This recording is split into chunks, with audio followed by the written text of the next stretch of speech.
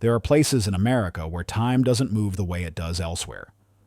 Up in northern Idaho, deep inside the Selkirk Mountains, there's a stretch of wilderness where the pines grow too tall for the light to reach the forest floor, and winter settles in, like it owns the land. Most people who come here do so for silence, or to disappear. Daniel Brooks hadn't come looking for anything. Not really. After a rough divorce and the quiet death of a father who'd spent 3 years forgetting his son's name, Daniel had left the city behind. He was 46, tired of pretending to be someone people needed. He'd inherited his grandfather's off-grid cabin, barely 2 rooms and a porch with a tin roof. And that was enough. He worked as a wildlife photographer, mostly freelance now. He paid the bills with images of elk migrations and golden eagles and the occasional contract for nature magazines. His world had narrowed to the sound of wind in the trees, the hush of snow under boots, the slow rhythm of solitude. And then, on a February morning that would change everything, he heard it, a sound. Small, broken, not wind, not bird. It came from somewhere beyond the frozen creek, tucked beneath a thicket of fallen branches and snow-draped brush. Daniel stopped walking. He'd set out before dawn with his camera gear, planning to spend the morning tracking moose prints through the powder. But that sound, it came again. A low, warbled mule, weak, desperate, almost swallowed by the hush of the forest. He changed direction without thinking. It took him nearly 20 minutes to find the source. At the base of a pine, where the snow had drifted shallow over tangled brush, he saw a flash of fur, and then another, a form, small, curled, breathing, barely, eyes not yet fully open. Its coat was matted with ice, clinging to a rib cage that looked too fragile to belong to anything alive. Next to it, unmoving, was the body of an adult bobcat. The trap was old, rusted, illegal, clamped tight around the mother's front leg. Blood had frozen in arcs across the snow. Her mouth was open, teeth bared in a silent snarl. Daniel crouched. The kitten, maybe 3 weeks old, lifted its head weakly and let out a sound that wasn't quite a cry, more like an echo, as if the forest itself was asking for help. He didn't move for a long time. There were rules. Let nature take its course. Don't interfere with wildlife. Call fish and game. Walk away. He'd lived by those rules for years, watched animals suffer and die through the lens of a camera, documenting but never stepping in. But this was something else. The snow was coming in again. The forecast had warned of a blizzard by nightfall, and the nearest rehab center was 4 hours away on dry roads. The kitten wouldn't survive another hour, let alone a drive across mountain passes. Daniel pulled off his gloves. Without a word, he reached into the brush and scooped the tiny creature into his parka. "Just for tonight," he whispered. Back at the cabin, the wind had already picked up. Daniel laid the kitten on a folded towel near the fireplace. It didn't move, just blinked at him slowly, the way dying things do when they've almost given up. He scrambled to warm milk, found an old syringe in his field kit, and filled it with a few precious drops. The kitten sucked weakly. Then again. At midnight, it cried. At 2 a.m., it moved to curl into the crook of his arm. At dawn, it was still breathing. Daniel stared at it for a long time before speaking again. "You shouldn't have lived," he said softly. "But since you did, I guess we figure this out together." He named the kitten Orion.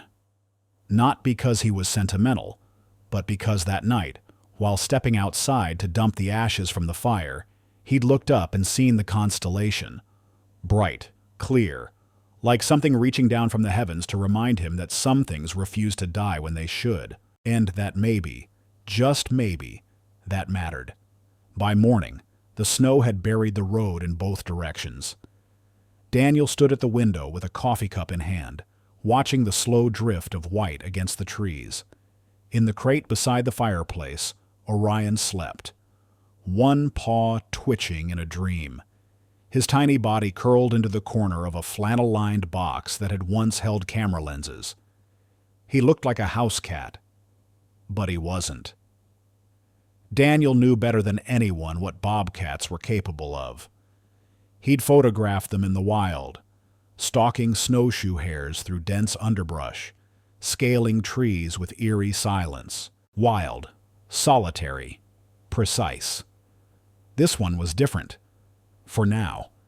But Daniel also knew that wildness wasn't something that disappeared just because something had been fed from a syringe or wrapped in a blanket. On the second day, Daniel called Fish and Wildlife.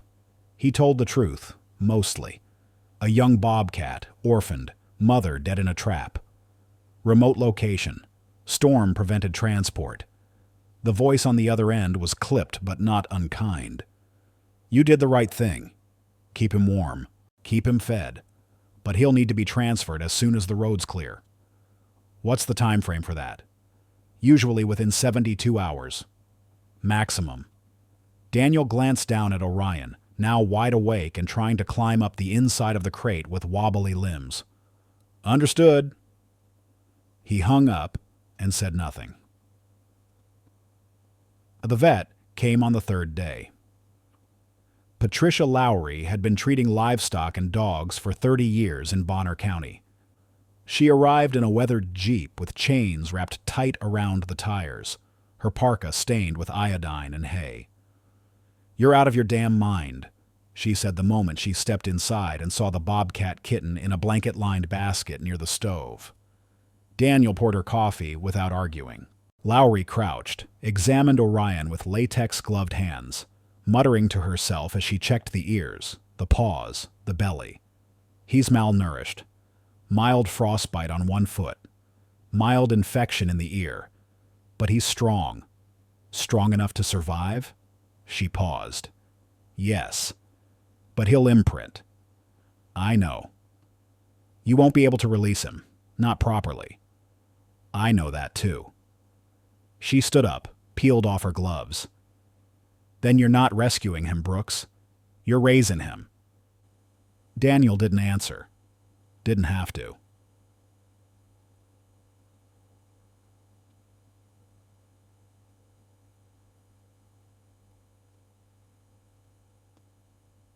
That week, Daniel learned more about bobcat care than he ever thought possible. He downloaded field manuals, ordered raw meat from a regional supplier, called 3 different biologists to ask about feeding schedules, stool samples, housing. He drove down to Sandpoint to buy 6 feet of chicken wire and a roll of thick tarp to convert the back porch into a temporary pen. He barely slept. Orion woke at random hours, mewling for warmth or food or attention. His tiny claws left red scratches across Daniel's hands and wrists. At night, the kitten would crawl out of his crate, find Daniel on the floor, and curl up under his shirt. "He thinks I'm his mother," Daniel told Lowry over the phone one night. "That's because right now you are." By the end of the first month, Daniel had filed for a temporary wildlife rehabilitation permit. The state issued it under extraordinary circumstances, with strict conditions, minimal contact, no public viewing, a plan for eventual transfer. The document came in a manila envelope, signed in ink, stamped in red. Daniel read it twice. Then he folded it and slid it into the back of a drawer. Orion grew quickly. What began as a handful of fur and bone became a blur of spotted limbs and twitching ears. He moved with purpose now, pouncing on furniture legs and stalking Daniel's ankles as if they were prey. He learned how to open the lower cabinets. He shredded 2 rolls of toilet paper and 1 wool sweater. He left a dead mouse, courtesy of a surprise hunting instinct, on Daniel's pillow. And every night, just before sleep, He curled up beside Daniel's chest and let out a strange, throaty purr that sounded more like a distant diesel engine than a kitten's lullaby. "Why are you doing this?" Bill Morrison asked one afternoon. Bill was Daniel's neighbor in the loosest sense. He lived 4 miles up the road and came by when he was bored or snowed in. He stood on the porch watching Orion stalk a feathered toy Daniel had tied to a string. "Because he was going to die," Daniel said simply. Bill scratched his beard. "So you rescued him?" "No," Daniel said, watching the bobcat leap and tumble, front paws gripping the toy with fierce intent. "I stayed." By spring, Orion weighed nearly 30 pounds. His fur had darkened, his body lengthened. He wasn't a kitten anymore. He was a predator. Fast, muscular, reactive. His instincts sharpened by daily enrichment, mock hunts, and puzzles Daniel built by hand out of wood and rope. But he still waited for Daniel every evening at the gate. Still rose on his hind legs when he saw him. Still offered his paws, reaching toward the man who had fed him, healed him, and asked nothing in return except for one small daily moment of trust. Daniel had started calling it the hug. Though in truth, it was much more than that. At first, it was chaos. Bobcats, even raised from infancy, don't give gentle greetings. They leap, they pounce, they knock things and people over. And Orion, now nearing 35 pounds of sleek muscle and raw instinct, hadn't yet learned the difference between affection and ambush. The first time he tried to hug Daniel, it felt more like being tackled by a furry battering ram. Daniel had just stepped into the enclosure, arms full of fresh meat and a new chew toy, when Orion launched from the top platform without warning. The impact sent Daniel flat onto the hard-packed dirt. Orion stood triumphantly on his chest, eyes bright, purring like gravel in a tin can, and proceeded to lick Daniel's beard with a tongue so rough it left red streaks. "Okay, buddy," Daniel groaned, trying to breathe under the weight. "We're gonna have to work on boundaries." Boundaries took time and a lot of bandages. Daniel experimented with protective clothing, starting with padded jackets and work gloves, but Orion's claws still found skin, even when retracted. So Daniel repurposed something left behind by his father, an old leather welder's jacket, thick enough to deflect sparks, and, as it turned out, bobcat claws. He called it the hug coat. It became part of their ritual. At exactly 6 Gauss p.m., Daniel would slip into the jacket and step into the enclosure. Orion, who often spent his afternoons perched silently on the highest beam or napping beside the stump near the back fence, would immediately rouse himself. He would stretch, then rise onto his hind legs. Front paws lifted, chest out, waiting. Daniel would kneel slowly, arms open, and Orion would move forward, wrapping his massive paws around Daniel's shoulders, gently, carefully, almost ceremoniously, his claws withdrawn, his purr low and steady. Not play, not threat, not training, a greeting. Patricia Lowry saw it for the first time in May. She had come by to check Orion's progress, inspect the enclosure, and update the records for the state permit. But what she witnessed stopped her cold. Daniel had just entered the pen when Orion performed the ritual, rising, reaching, hugging. No aggression, no hesitation. Lowry blinked. "That's not normal." "I know. He shouldn't be doing that." "I didn't teach him." She folded her arms. "Then what is it?" Daniel looked down at Orion, who had curled at his feet like an oversized, dangerous house cat. "It's trust," he said softly. Or the town found out soon after. Not through social media. Daniel had no accounts. Not through newspapers. He hadn't told a soul. It started with Nancy Gray, who came by to drop off goat milk and saw the hug from a distance. Then Bill Morrison, who brought his poker buddies one evening and watched in stunned silence from the tree line. By July, people were timing their evening walks to pass by the edge of Daniel's land around 6 o'clock. He started noticing parked cars near the trailhead. Binoculars. Phones. One woman even brought folding chairs and thermoses. "Don't post anything," Daniel would say, gently but firmly. He's not a show. He's not a pet. But it didn't matter. Stories spread faster than fences could contain. The news reached Fish and Wildlife in early August. Lena Carrington, a regional officer in her 40s with a calm voice and a face that rarely gave away her thoughts, arrived unannounced on a Friday morning. She wore a crisp field jacket and carried a clipboard that had seen hundreds of inspections. She examined the enclosure first. Sturdy, double-gated, weatherproofed. She reviewed the logs. Accurate, thorough. She flipped through the vet records. Detailed. Then she looked at Daniel. "You know why I'm here?" Daniel nodded. "You've bonded with a wild animal." "I didn't plan it." "But it happened." She paused. "He's nearing full maturity, and under Idaho regulation, no bobcat raised in human care may remain outside of sanctuary oversight past the age of 2 unless deemed releasable." Daniel's jaw tightened. "You're saying he has to go?" "I'm saying you have until spring, 6 months, to prepare him for release, to find another solution." She closed the folder. "Because if you don't, we will." That night, Daniel didn't bring the hug coat. He stood at the enclosure fence, watching as Orion padded toward him through the dusk, eyes glowing faintly in the fading light. When Orion rose up in his now familiar pose, hind legs grounded, paws open, Daniel hesitated. But then, slowly, without armor, he stepped inside. Orion approached and embraced him. No claws, no wildness, just contact.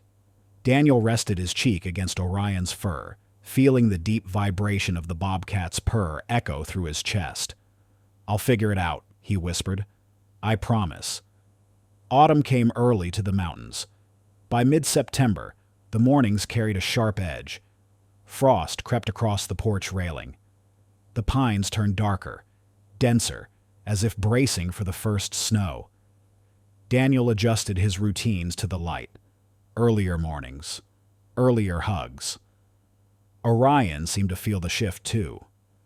He moved slower now in the mornings, his gait more deliberate. But in the evenings, as shadows stretched across the enclosure, he still rose the moment Daniel approached. The hug remained unchanged, precise, ritualistic, almost sacred, but everything else was changing. So Daniel threw himself into research. He called sanctuaries from Montana to Oregon, big-name facilities with conservation missions and shiny websites, smaller, underfunded rescues run out of private ranches. The answer was always the same. "We don't take human socialized bobcats. Too risky with the public. Too bonded to one handler." One sanctuary director was blunt. "He's yours, but the law won't let you keep him." Daniel hung up and stared at the permit notice taped above his desk. A countdown. 6 months. 3 had already passed. He tried hunting simulations again. Orion chased mechanical prey with speed and precision, but never killed. He'd catch it, pin it, then drop it at Daniel's feet like a dog with a ball. Waiting for praise. Daniel built a larger exercise yard, added scent trails, introduced unfamiliar objects. He placed food high on perches, hid it inside logs, tried to trigger instinct over habit. It didn't work. Orion was wild in form, but not in heart, and Daniel had no one to blame but himself. In late October, Bill Morrison came by with a bundle of firewood and a cooler of elk meat. He watched as Orion lounged in the fading sun, grooming one paw with deliberate slowness. "He's different from anything I've seen," Bill said. Daniel nodded. "You ever think about letting it all go? Taking him up past the tree line, opening the gate, just walking away?" Daniel's jaw tightened. "Every day. And he'd die." Bill didn't argue. He just sat there for a while, sipping coffee from a tin cup, watching Orion as the wind stirred the golden pine needles. "I don't know what kind of story this is," he said finally, "but it ain't one we've seen before." That night, Daniel stayed in the enclosure long after the hug. He sat on the ground, Orion beside him, both of them watching the stars emerge through the gaps in the trees.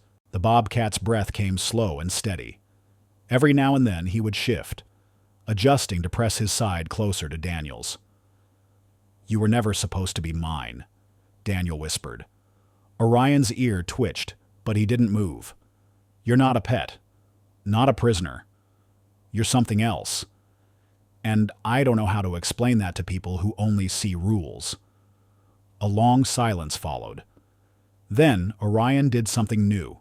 He stretched out one paw, massive, velvet, clawless, and gently rested it on Daniel's knee. Just enough to say, "I'm here. I understand." The next morning the call came. Dr. Hale from the Yellowstone Wildlife Education Center. Daniel had never heard of the place. New, privately funded, focused on conservation education through non-releasable native predators. They were building a new enclosure system for ambassador animals. Angie Lowry had mentioned Orion, offhand, during a conference call. "We don't usually take adult bobcats," Hale said over the phone.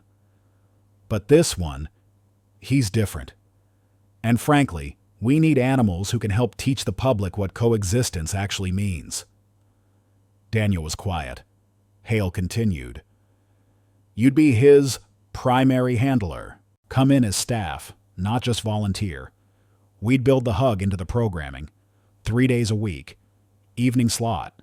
Visitors could see it. Learn from it." Daniel asked the only question that mattered. Would he be safe? Hale's voice softened. "Safer than anywhere else."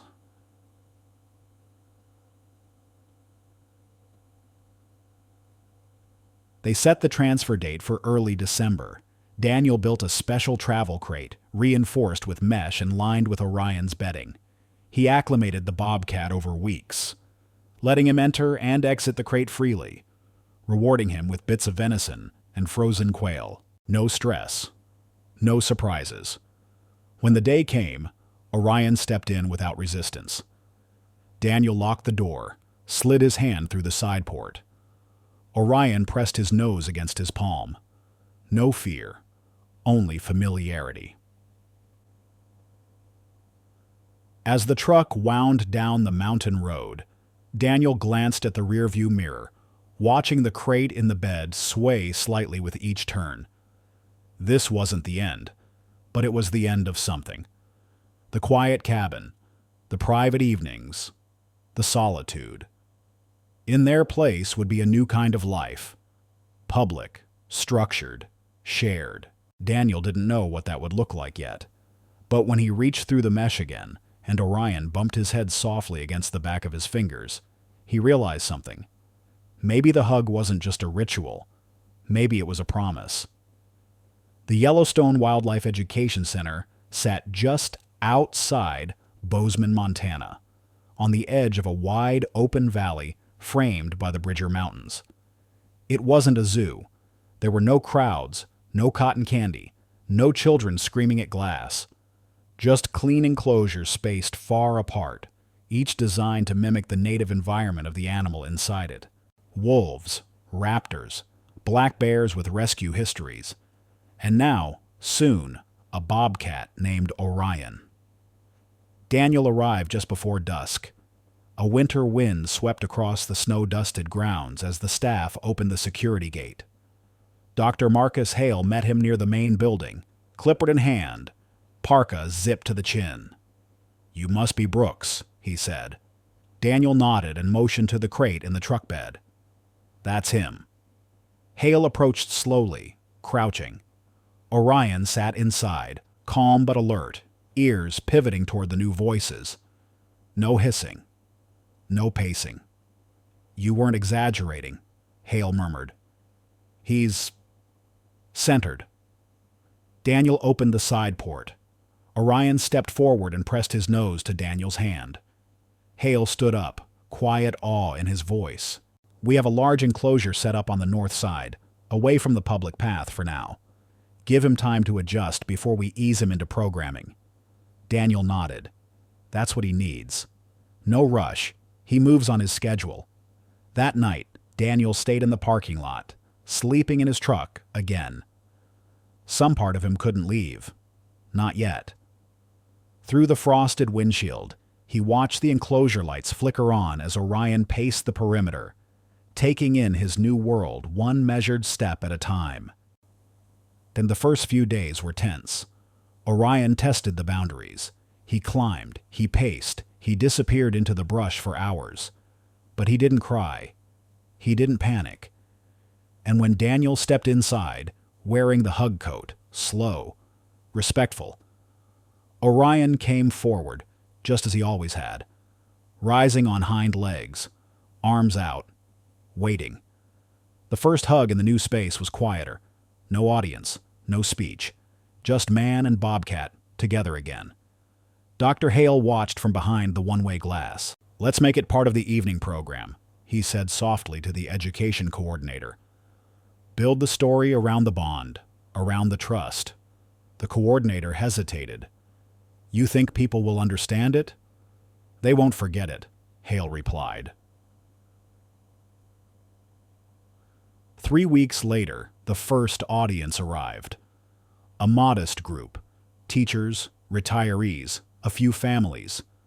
The bleachers outside Orion's enclosure had been placed far enough away to ensure safety, but close enough to feel personal. Daniel stood beside the gate, waiting. At 6 p.m. sharp, he entered. Orion was already at the center, perched on a log, tail curled around his feet. He rose slowly, moved forward, offered the embrace. Daniel wrapped his arms around the cat, held him for several quiet seconds, then stepped back, without a word. The crowd didn't cheer. They didn't speak. They just watched, something unfolding in front of them that they didn't have words for. The Daniel spoke softly after each demonstration. "This isn't a trick. It's not training. It's not a performance. It's a relationship." He talked about the months in the cabin, the snowstorm, the wounds. About the morning when Orion first chose to approach him. About the first hug. The first time Orion learned to retract his claws. He didn't dramatize. He didn't preach. He just told the truth. "He's not tame," Daniel would say. "He's not safe in the way a pet is. But he's learned to trust one person. And that trust isn't something I take lightly. It's something I return." The local paper ran a story. "The Bobcat Who Hugs." Then a regional news station picked it up. Within a month, video clips of the evening hug were circulating online. Muted, respectful, accompanied by music and quotes from the center's mission about wildlife education and ethical conservation. Donations doubled. School groups started requesting field trips. Families drove in from out of state just to see the hug. But through it all, the rules didn't change. No petting, no selfies, no touching the fence. What people saw was real, but it belonged only to them. The Daniel became part of the staff, officially. He assisted with predator behavior training, guest talks, and photography for the center's materials. But everyone knew his primary role was Orion's handler. More than that, his person. And Orion, for all his instincts and unpredictability, responded to no one else the same way. If Daniel was late, Orion waited by the gate. If Daniel spoke, Orion followed the sound. And when the evening hug came, no matter the weather, no matter the mood, the Bobcat rose to meet him, as if that moment was the one constant in both their lives. It was the little girl who asked the question aloud. A quiet spring afternoon, one of the center's smaller groups, mostly families from nearby towns. They just watched the evening demonstration. Orion had hugged Daniel as always, then retreated to his perch, tail flicking with the slow rhythm of contentment.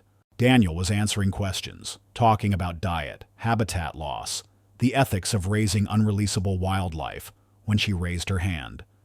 She couldn't have been more than 7. "Mr. Daniel?" He looked over, lowering the microphone. "Yes?" She hesitated. Then, with all the seriousness a child can carry, she asked, "Does Orion love you?" The crowd shifted. A few quiet chuckles, a few soft sighs. But Daniel didn't smile. He crouched beside the girl, setting the mic aside. "That's a really important question," he said gently, "and one I've asked myself more than once." He looked over at the enclosure. Orion was watching them both, ears up, expression unreadable in the golden evening light. "I don't think animals feel love the way people do. They don't say it. They don't write poems. But they feel things. They trust. They choose." He glanced back at her. "And sometimes, that trust is the deepest kind of love there is." The girl nodded, quietly satisfied. Behind her, parents wiped their eyes. After that, the question kept coming. In letters, emails, comment sections. Can a wild animal love a human? And every time Daniel gave some version of the same answer. What mattered wasn't the word. What mattered was the gesture, the decision, day after day, to come close when nature said to run, to hold when instinct said to flee, to touch without harm. That wasn't obedience. That wasn't conditioning. That was choice. And in the wild, where nothing is given without cost, choice means everything. Over time, the hug became more than a moment. It became a symbol. The staff printed postcards showing Daniel and Orion mid-embrace. Daniel in the hug coat, Orion rising to meet him, the mountains framed in soft evening light. Donors requested prints for their homes. A nature magazine ran a feature titled, "Between Wild and Known, the Bobcat That Learned to Trust." But Daniel resisted the urge to lean into the fame. He turned down talk show offers, declined documentary crews who wanted to dramatize the story. This wasn't a fable. It was real. And real things had edges. And there were still limits. Orion didn't tolerate new handlers. He ignored the other keepers, barely acknowledging anyone who entered his space besides Daniel. If approached too directly, he'd vanish into the high branches of his enclosure, or retreat to the hollow log near the far fence. He was social, but not tame, affectionate, but on his terms. He remained, unmistakably, a bobcat. And that, Daniel believed, was the miracle of it. Not that he'd become something else, but that he had stayed exactly who he was, and still chosen connection. One evening, after a particularly long day of programming, Daniel lingered in the enclosure long after the visitors had gone. The sun had dipped low, painting the sky in deep violet and burnt orange. The air was still.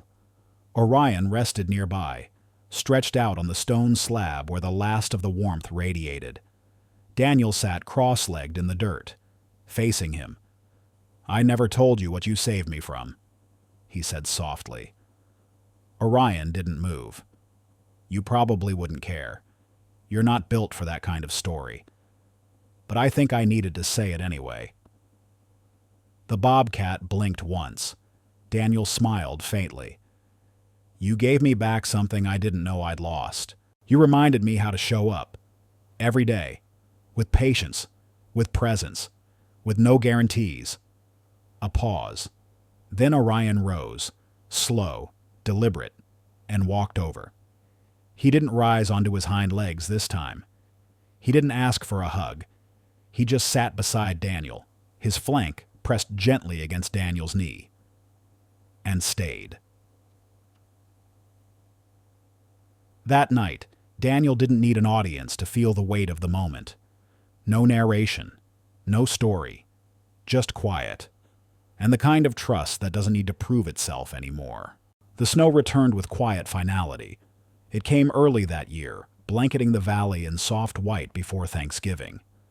The trees held on to their last brown leaves until the weight forced them to let go, one by one. And in the enclosure on the far side of the Yellowstone Wildlife Education Center, Orion's coat thickened for the season. He was 8 years old now, still strong, still steady, but slower. Daniel noticed the change gradually. The bobcat no longer leapt to the top perches in a single bound. He slept more, groomed less obsessively. And though he still met Daniel every evening at 6, the hug came with more stillness, more weight, as if each one meant more than the last. Dr. Hale confirmed it after a routine checkup. "He's in good health," he said. "But this is the start of his later years. Bobcats don't age like pets. They age like weathered stones. Subtle at first, then all at once." Daniel took the words quietly. He didn't ask for timelines. Didn't need them. By January, Orion moved like a cat with stories in his bones. His face had changed, just a little. The markings around his eyes had darkened, giving him the expression of something that had seen more than it could explain. Visitors didn't always notice, but Daniel did. He started bringing a small mat into the enclosure, sitting with Orion for longer stretches. Sometimes they didn't do anything, just sat.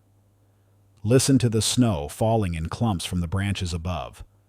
Watched the sky shift from steel gray to purple dusk. The hug still happened, every time. But afterward, Orion would lean into him and stay, as if the embrace wasn't the end of something, but the beginning.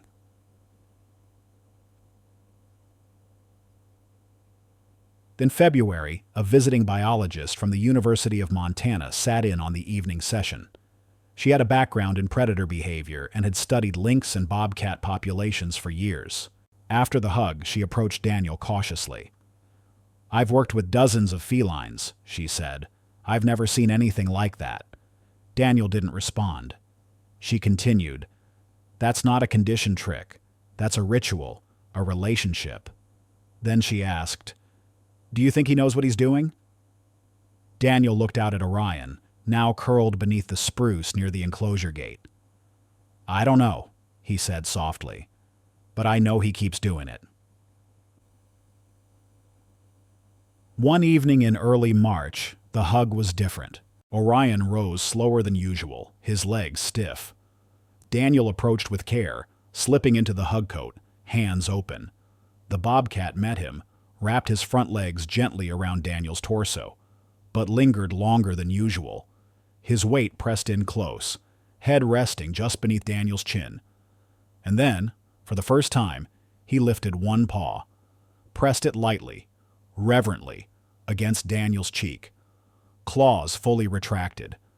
Just pressure, just presence. The few visitors that evening didn't speak. They just watched, breath held, as something unspoken passed between man and animal. Daniel's eyes stung.